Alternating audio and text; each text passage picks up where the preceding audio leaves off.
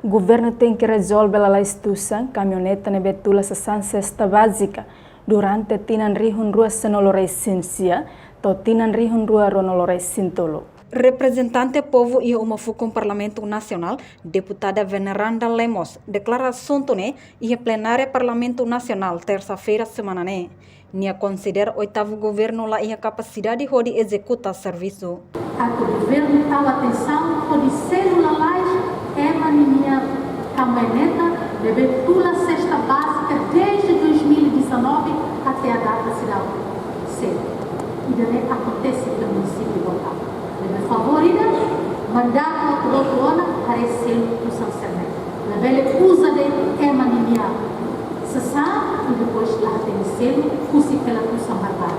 Se capacidade da ilha nem macaco do governo da ilha tem capacidade a executar de serviço por dia e a rega do selo ela tuir serviço de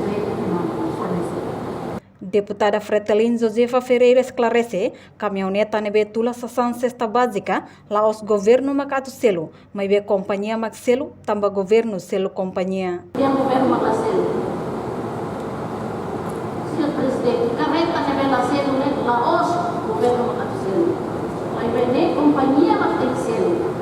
Tamba governo forma companhia e companhia mac tem selo fali, carreta se ne be que contrato. Lá os governo não sendo. Ele tem que atender e tem que buscar, confirma de dia, que ele vote e o parlamento. Também, label haluhan katak, governo anterior mos ia tusang nebe husikela, makanesang, projeto hamotuk atus ida hatnolo resensia, nebe ajusta direito de et ba companhia, no sedak selo to oitavo governo makselo. Reportagem Melda Fátima, Televisão Timor Post.